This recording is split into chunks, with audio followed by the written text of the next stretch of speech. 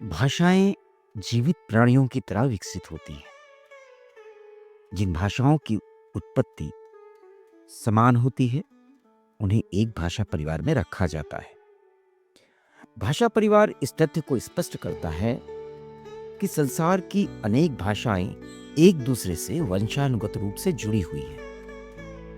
वे भाषाएं जो किसी समान पूर्वज भाषा से विकसित हुई हों, एक ही भाषा परिवार के सदस्य मानी जाती है। उदाहरण के लिए संस्कृत, फारसी, अंग्रेजी, लैटिन, जर्मन, फ्रेंच, ये सब इंडो यूरोपीय परिवार की भाषाएं हैं। भाषा परिवार निर्धारण के कुछ मानक होते हैं। ये कौन कौन से मानक हैं? उन भाषाओं के बीच में ध्वन्यात्मक समानता, फोनेटिक सिमिलरिटी होती है। जैसे संस्कृत में माता, लैटिन में मैथर, अंग्रेजी में मदर, ये ध्वनि सब एक ही मूल की है। इनमें व्याकरणिक समानताएं होती है। भाषाओं की रचना और रूप विधान का मेल होता है, जैसे क्रिया, काल, लिंग, वचन, कारक प्रणाली आदि। इनके शब्दों में साम्यता पाई जाती है, लैक्सिकल कॉग्नेट्स होता है। इस समान मूल वाले शब्दों का समूह होता है, जैसे त्रि, संस्कृत में त्रि मतलब 3 होता है, इंग्लिश में 3, फ्रेंच में थ्राइस, लैटिन में थ्रेस। इन 3 आधारों से भाषाओं की वंश रेखा निर्धारित की जाती है। कौन कौन से आधार हुए? ध्वन्यात्मक समानता, व्याकरणिक समानता और शब्दों की साम्यता। अब हम बात करेंगे प्रमुख वैश्विक भाषा परिवारों की।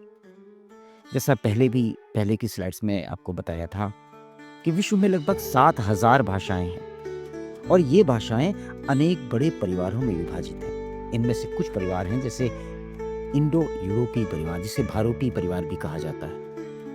यूरोप और भारत के व्यापक क्षेत्र में फैला हुआ है। इस भाषा परिवार की प्रमुख भाषाएं हैं संस्कृत, हिंदी, अंग्रेजी, जर्मन, फ्रेंच, फारसी, रूसी, लैटिन। शाइनो तिब्बती परिवार पूर्वी एशिया और हिमालय क्षेत्र में यह प्रमुखता से पाया जाता है और प्रमुख भाषाएं हैं चीनी, बर्मी, तिब्बती। अल्ताइक परिवार, फिर से बोलेंगे अल्ताइक परिवार, ये मध्य एशिया की प्रमुख भाषाएं हैं। इनमें तुर्की, मंगोल, कोरिया।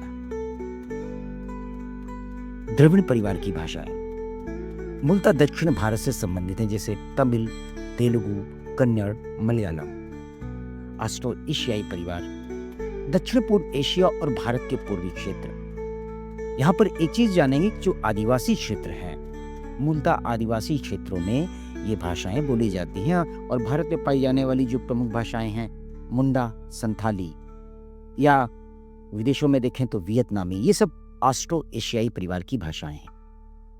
सेमिटिक परिवार, ये पश्चिम एशिया की प्रमुख भाषाएं हैं, जैसे अरबी, हिब्रू। फिर से नाम लेंगे, सेमिटिक परिवार, अरबी, हिब्रू। इन परिवारों से भाषाओं के सांस्कृतिक ऐतिहासिक संबंधों का पता चलता है। अब हम बात करेंगे कि भारत में कौन कौन से प्रमुख भाषा परिवार पाए जाते हैं।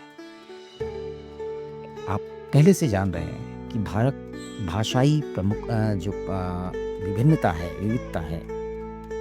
ऐसी भाषाई विभिन्नता वाला देश है।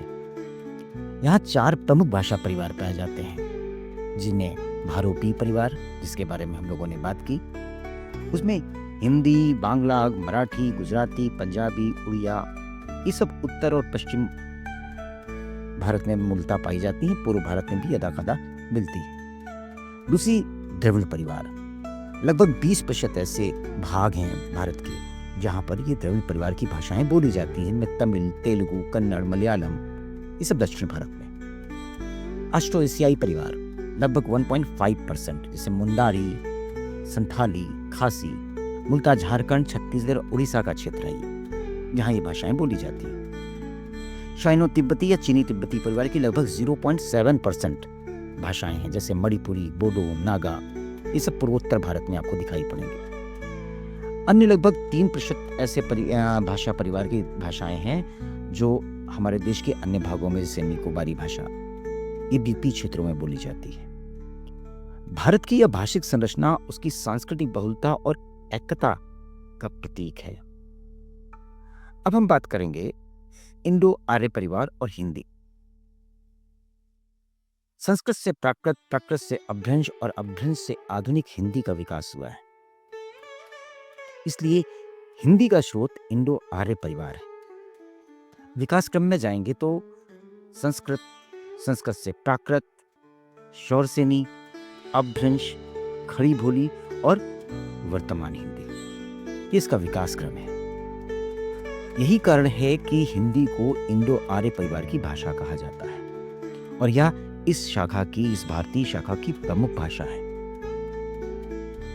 भाषा, परिवार और सांस्कृतिक एकता केवल भाषिक वंश क्रम नहीं दर्शाते, बल्कि यह मानव सभ्यता के सांस्कृतिक प्रवाह के साक्ष्य हैं। भारत जैसे देश में जहां अनेक परिवार सह अस्तित्व में हैं, यहाँ यह विविधता एकता में अनेकता का जीवंत उदाहरण है। आइए हम पहुंचेंगे अपनी इस श्रृंखला की तीसरे अध्याय की अंत में, जहां पर हम देखेंगे पहले सारांश और इसके बाद हम अगले पाठ की रूपरेखा देखेंगे। तो सारांश में चलते हैं। भाषा परिवार उन भाषाओं का समूह है जिनकी कोई समान पूर्वज भाषा होती है। परिवार निर्धारण के मानक होते हैं। कौन कौन से? ध्वन्यात्मक, व्याकरणिक और शब्द साम्यता। प्रमुख वैश्विक परिवार कौन से हैं? इंडो यूरोपीय, साइनो तिब्बती, अल्ताई, द्रविड़, ऑस्ट्रो एशियाई, सेमेटिक। भारत में कौन कौन से प्रमुख भाषा परिवार हैं? इंडो आर्य, द्रविड़, ऑस्ट्रो एशियाई और साइनो तिब्बती। हिंदी का स्रोत इंडो आर्य परिवार है।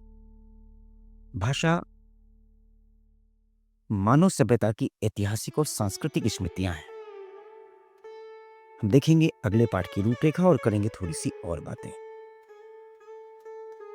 हिंदी भाषा आदिकाल से वर्तमान काल तक की जो ऐतिहासिक यात्रा है वो हम अगले अध्याय में करने वाले हैं, जहां हम बात करेंगे संस्कृत से प्राकृत, अपभ्रंश से हिंदी तक का विकास क्रम। हिंदी की ऐतिहासिक काल विभाजन को देखेंगे, जिसमें आदिकाल, भक्तिकाल, रीतिकाल और आधुनिक काल को देखेंगे। प्रमुख साहित्यिक प्रवृत्तियां और भाषा रूप इनको देखेंगे। आधुनिक हिंदी की स्थिति और संपूर्ण विश्व में क्या परेशानियां हैं पढ़ने में और कहां कहां पर हम आगे हैं, इनके बारे में बात करेंगे। अंत में आपको धन्यवाद दूं, इससे पहले थोड़ी सी और बातें। पहली बात तो, जब आप किसी वीडियो को देखते हैं, अगर आपको लगता है कि कंटेंट अच्छा था या प्रेजेंटेशन अच्छा था, तो उसके करस्पॉन्डिंग कुछ कमेंट्स ज़रूर आने चाहिए, ताकि अपने काम को हम किस दिशा में कर रहे हैं, कैसा कर रहे हैं, इसके बारे में आपसे बात कर सकें, आपकी बातों से रूबरू हो सकें और अगले आने वाले अध्यायों में, अगले आने वाले वीडियोस में हम उन सारी कमियों को सुधार भी सकें। धन्यवाद। मैं सुधांशु श्रीवास्तव विदा लेता हूँ आपसे। यह है धरोहर की हिंदी श्रृंखला। धन्यवाद।